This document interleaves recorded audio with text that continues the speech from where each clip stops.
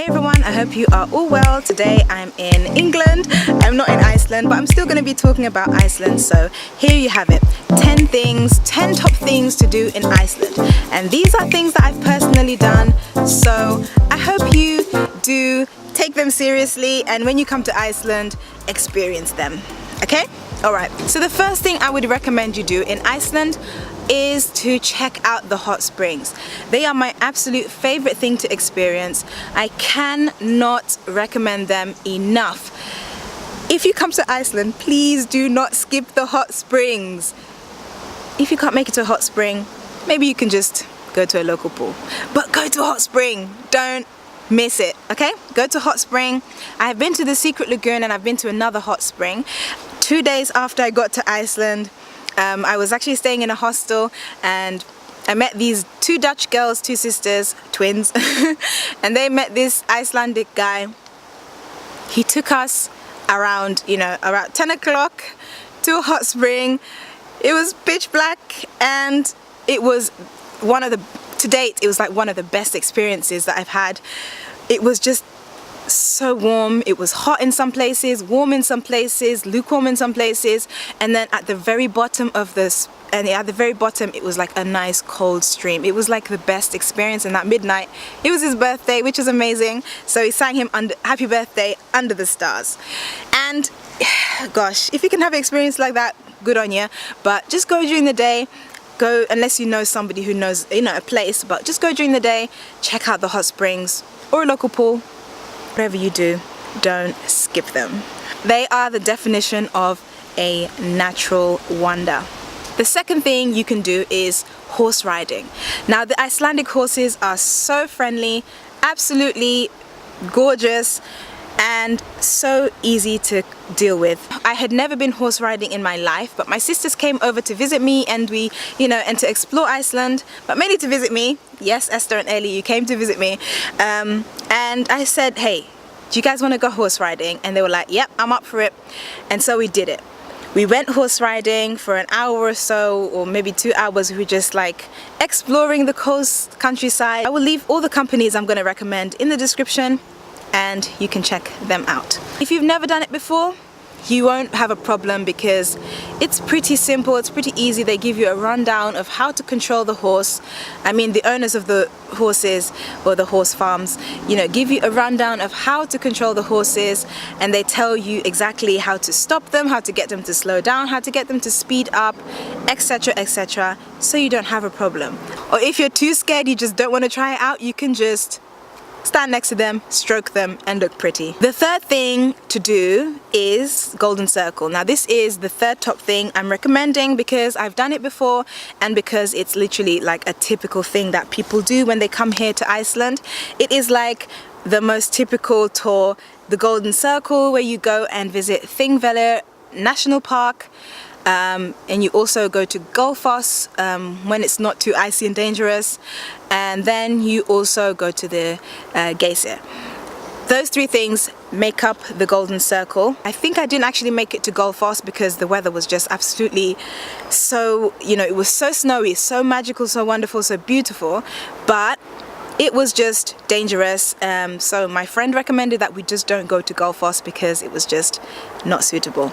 Yes, I do recommend you doing the Golden Circle as the third top thing. Okay, so the fourth top thing to do is the Blue Lagoon.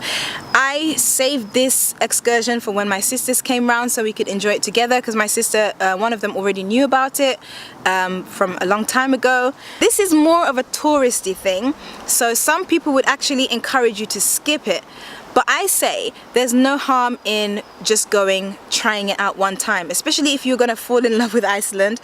You can try it one time and next time you don't have to do it. So a lot of people have this thing where they come to Iceland and they actually fall in love with it, and then they just end up coming back every year, or just like coming back a few times every other year, or sometimes they come and live here. I'm a bit different. I kind of fell in love with the idea of Iceland before I actually fell in love with Iceland, and I still love the idea of Iceland because I feel like, yeah, I'm living on an island. There's no harm in going to the Blue Lagoon once. in your lifetime. Some people will just like encourage you to skip it just so you can save money, especially if you're on a really tight budget. You can check out the local pools or the hot springs, as I've already recommended, but I just say if you're really curious, check it out. One thing you must know is you have to book in advance in order to enter. You cannot just rock up and be like, hey, I want to go for a swim. No, it's not like that. It's not a local swimming pool. It's actually a tourist attraction. So therefore, you have to book in advance in order to guarantee you will get a slot. Secondly, when you do get that slot, you probably read this on the website, but your towel and your a drink, one free drink is included. I opted for a blueberry skyr, which is like an Icelandic yogurt kind of smoothie with a high protein content. So yes, you get one free drink. It could be alcoholic, it could be a smoothie, whatever. They're really good. And also drink a lot of water so you do not get dehydrated. When I came out, me and my sisters had spent like what, 3-4 hours in there, and when I came out I had a crazy airplane. It's a helicopter. So when I came out I had a crazy headache. So make sure you do drink enough water. I think in winter I'll be getting a winter pass so that I can go multiple times in the year. That winter pass is very useful if you plan on hosting people, if you live here and plan on hosting people. Like me, obviously, if I'm giving you this advice, you probably don't live here, but for someone like me who lives in Iceland, it's quite useful to have a winter pass, because then when people come to visit you, you can be like, hey, how about trying out the Blue Lagoon, and you know that you've already paid for it with your winter pass, which is basically the equivalent of a pass and a half or 2 passes during high season. So yes, I think I'll be doing that. The fifth thing you can do is you can go on a glacier hike. When I was working in the hotel, we used to get a lot of invites to, you know, try out the tours so that we could recommend to the guests. And I finally went on this glacier hike with my sisters, and it was wonderful. It was actually quite hard. I say it's wonderful. It was actually quite hard. It was challenging and everything, but we had fun. We did have fun, and please, yeah, we had fun. I just recommend you to, you know, listen to your guide. It's a bit of a funny, not funny, but like a bit of a scary story happened, but not with me, no. Listen to your guide and make sure you just try to do things correctly on the hike and enjoy it. I'm sure if you were to go in the summer, then, you know, conditions would be much more favorable. Check out my glacier vlog for how exactly it went. The sixth thing to do, this is more for the winter, is to hunt for the northern lights. Now, you don't exactly have to do so much hunting yourself if you go on a tour, because usually the tour guides know exactly where the best spots are to view them. Kind of embarrassed to say this, but I've not actually seen the northern lights yet. Usually when I get alerts, it's when I'm outside the house, and I didn't actually actively go on a northern lights tour, even though I could have gone. And when I usually get told that, hey, the northern lights are outside, I'm never at home. People would tell me, like friends would tell me, I saw the northern lights, or the northern lights are out, and I'd go to the window and I couldn't see them. So yeah, I will definitely this winter make an effort to hunt for the northern lights. That is something you should do. If you're here in winter, just please check out the northern lights. You're not always guaranteed to see them when you go on these tours, but I guess you can go rebook again if you happen not to see them. The seventh thing you can do is whale watching.